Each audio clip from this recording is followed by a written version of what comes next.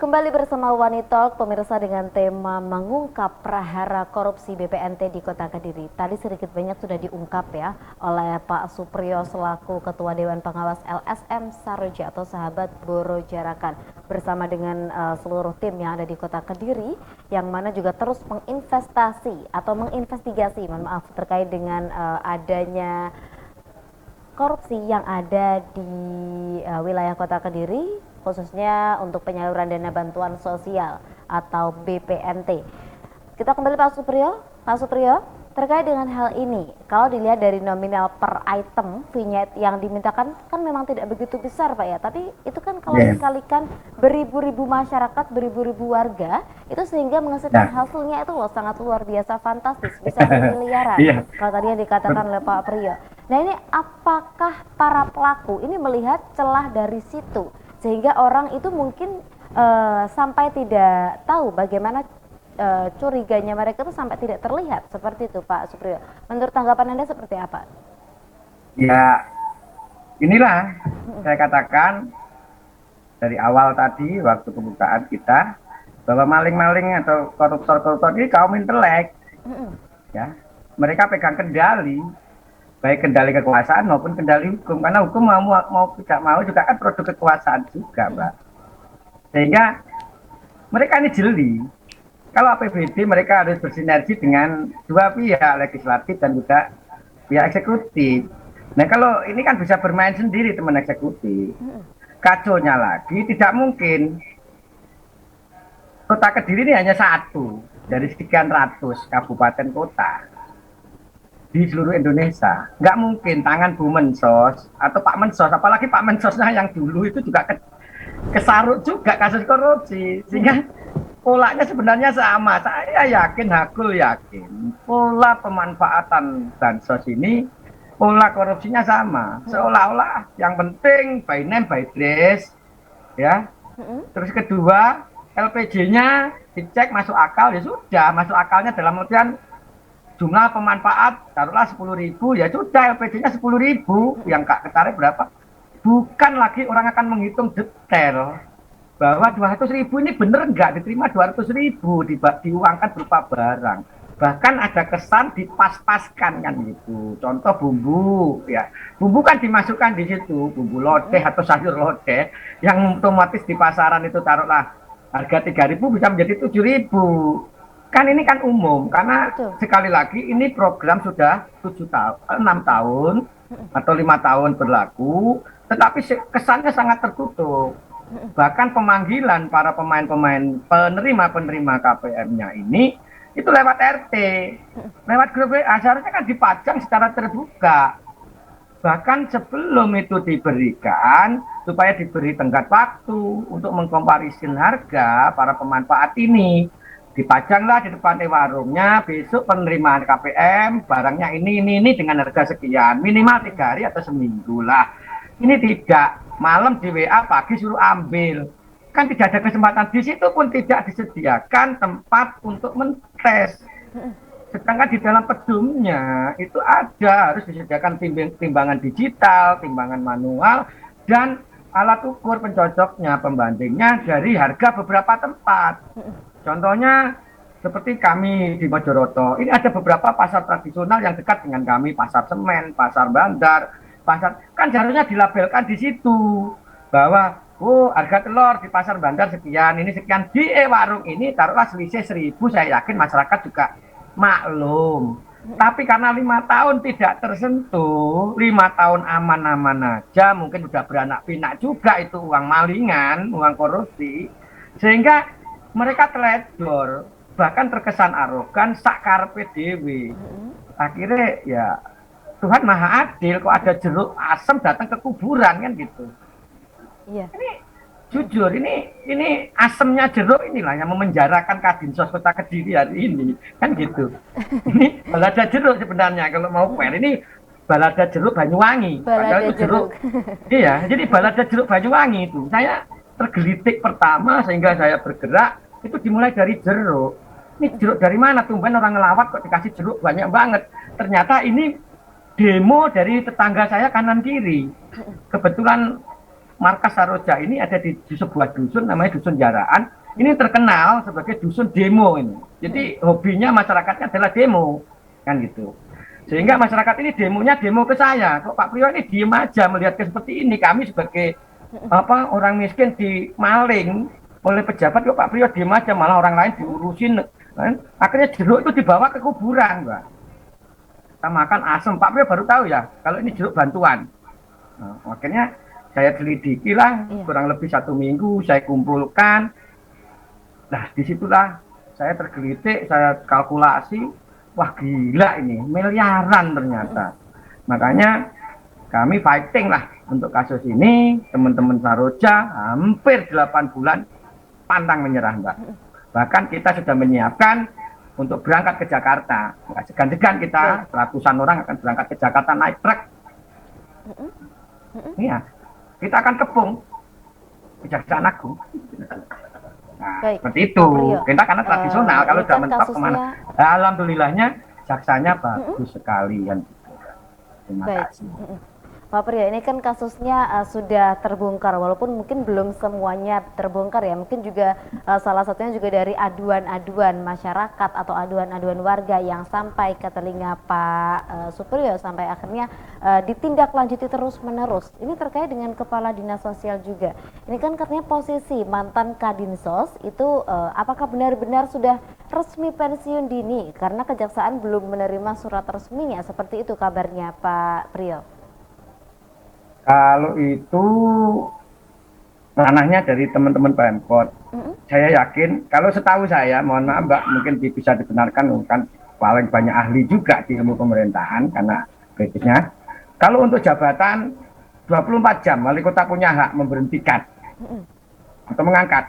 Soal mundur itu, ada 2 pilihan ya, mundur dari jabatan atau mundur sebagai ASN. Karena ini kan ASN. Betul. Kalau ASN setahu saya itu harus diterbitkan oleh pihak kementerian. Reformasi birokrasi, Kemenpan RB yang menterinya Pak Cahyokumolo tersebut. Apakah sudah ada persetujuan itu?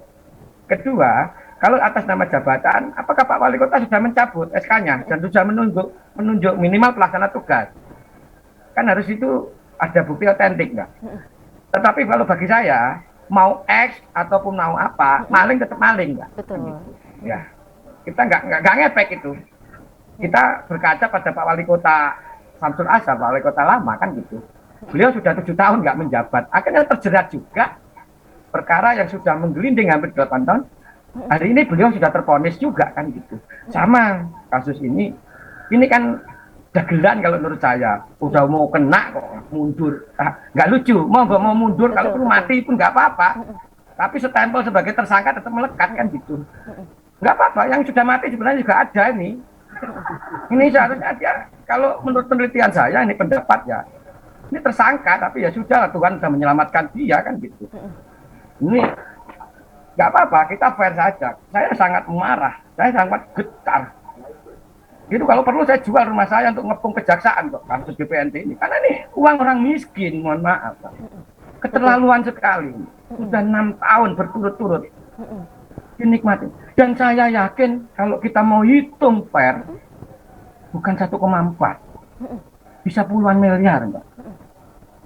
Tapi ya sudahlah, konstruksi hukum negeri ini membatasi dengan aturan-aturan. Kalau kita mengatakan si A, si B, otomatis alat buktinya mana. Kalau menghitung sesuatu, auditnya mana? Kami kan tidak punya kapasitas untuk itu. Kami hanya reng-rengan kalau bahasane wong Jawa. Nek teko terong ae iso 6.000, teko nanas ae iso 6.000. Wis pengno 23.000. Itu kota. Lah nek kabupaten itu lebih besar lagi. Nah, ini PR-nya masih besar untuk teman-teman. Pak Priyo, kabar terakhir kan penyidik memeriksa sekitar 19 saksi ya, bahkan perusahaan BUMN pun itu juga ikut diperiksa. Artinya ini apakah ada permainan dari antar oknum seperti itu sehingga begitu terstruktur dan tersistematis dan masif begitu pergerakan dari kasus ini, Pak Priyo? Ya, ini pendapat saya ya Mbak ya. Silakan. Sebenarnya kalau mau fair, saat ini saya buka, salah satu syarat mendirikan e-warung adalah memiliki 250 data penerima PKH. Mm-mm. Apakah orang biasa, orang awam seperti saya atau Mbak Intan lah, atau bapaknya Mbak Intan, kira-kira tahu tetangganya kanan kiri 250 orang yang dapat PKH itu siapa, tahu nggak? Jelas nggak tahu, Mbak. Itu yang pegang pasti regulator yang berbasis data, minimal dari lurah. Mm-mm. Betul. Lurah akan menunjuk si A, wes kok jadi ki warungku. Tanpa backup lurah nggak mungkin warung ini bisa lolos untuk menjadi peserta warung. Di dalam bahasa nongkrong korupsi itu ada namanya no lunch free, Mbak. Tidak ada makan siang yang gratis. Ya inilah yang saya katakan. Bahkan pemberitaan terakhir teman-teman kejaksaan penyidik akan menyisir sampai ke tingkat kelurahan. Ini saya kasih jempol 10, kami siap bantu. Dan harus itu sebagai minimal efek jerah. Lucunya lagi, sudah jelas teman-teman warung ini biarpun nggak mau dikatakan mereka, oh saya dagang berarti lah ngambil untung. Saya nggak korupsi, oke lah. Kita presumption of innocence ya, asas praduga tidak bersalah kita terima. Tetapi yang jelas regulatornya di masyarakat, tangan pertama itu mereka. Sehingga eloknya kan harusnya mereka ditutup dulu, dinonaktifkan dulu warung ini. Iya dong. Tapi kan mereka tetap jalan dengan enjoynya membagi. Karena mereka sebagian sudah ada mungkin kata-kata di belakang, wis tenangai aman, wis ditoto, aman, wis ditoto. Itu sudah biasa lah bahasa-bahasa sumir. Nah, inilah sekali lagi saya dan seluruh teman-teman Saroja ini mengapresiasi Pak Kajari, Pak Sofyan Sele. Beliau sangat tegar dalam hal ini, karena saya tahu persis bagaimana kota Kediri ini. Beliau lah jaksa paling sakti ya selama saya ada di Kediri. Sehingga kami pun kemarin akhirnya memberikan apresiasi resmi, kita bawakan tumpeng, kita kasih jimat, kita kasih apapun supaya beliau tetap kuat dan sehat. Kan gitu. Baik. Sehingga harus, Mbak, kalau mau fair, seluruh kelurahan ini harus disisir. Gak mungkin seorang pemilik warung bisa mendapatkan 250, bahkan ada yang punya data sampai 800, sampai 1000 warung pemanfaat. Kalau mereka tidak bergandengan tangan dengan oknum. Ini pasti bermainnya bersama-sama. Ini kalau kata Pak Amin Rais dulu, saya ingat korupsi yang berjamaah. Jangan imamnya tok yang dipukul, karena dosanya juga makmumnya kan ikut. Mulai yang anak kecil, yang orang tua, perempuan, kan ini sop-sopnya beda-beda. Ini makanya saya pernah di teman-teman Maju TV, teman media saya pernah ngomong, kalau mau fair hasil penelitian kami loh ya. Cuman sayangnya kami bukan penegak hukum. Harusnya tersangkanya 12 ini pembukaan. Kita ambil dari 3 kecamatan. Jadi kecamatan Santren, kecamatan Kota, dan kecamatan Mojoroto. 3 kecamatan ini ada 4. Yang satu ya oknum lah. Di kelurahan ini pastilah mbuh sapa ngono. Terus oknum pendamping. Ya harus ini. Karena dia tahu kok ini barang busuk kok pangkat jalan. Ini berarti kan. Sedangkan dia digaji oleh negara untuk mengawasi itu. Terus oknum dinsos pastilah. Gitu. Terus yang ketiga, oknum ketiga, jadi oknum non kelurahan, oknum non pendamping, oknum non dinsos, entah itu supplier. Sekarang ada suap kan pasti ada pemberi suap. Iya, betul. Nah, itu suppliernya harus ada yang tersangka ini. Kalau nggak tersangka kebacut nih. Nah, terus pemilik warung ini harus supaya kedepannya tidak ada yang berani lagi. Ini pun kami dibohongin Saroja ketika kita meminta data ke Dinsos, jumlah warungnya waktu itu 20, katanya 23. Ternyata setelah kita telusuri dan data dari teman-teman 34, lah yang 11 ini gimana? Makin getol lah kita mengejar kasus ini, Mbak. Iya. Sehingga kasus ini sangat terkonstruksi, sebuah kerangka, ya, sebuah konstruksi korupsi yang dibangun sangat rapi. Makanya 5 tahun tidak terendus. Ya karena nggak tahu juga, mungkin yang ngendus udah disangonin dulu pulang sehingga ini udah rahasia umum lah, masuk angin itu. Makanya mari kita bawain tol angin 1 buah itu kejaksaan. Ibaratnya kayak saya aja fair.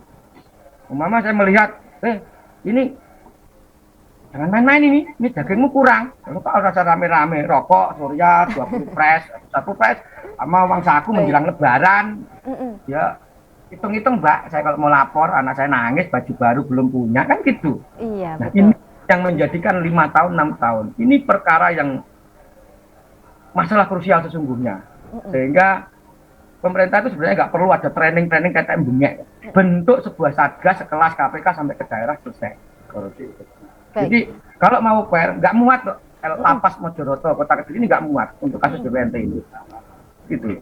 Baik, Pak Priyo, nanti akan kita lanjutkan setelah jeda iklan berikut ini, Pak Priyo ya. Pemirsa tetaplah Ya. bersama kami di Wanita.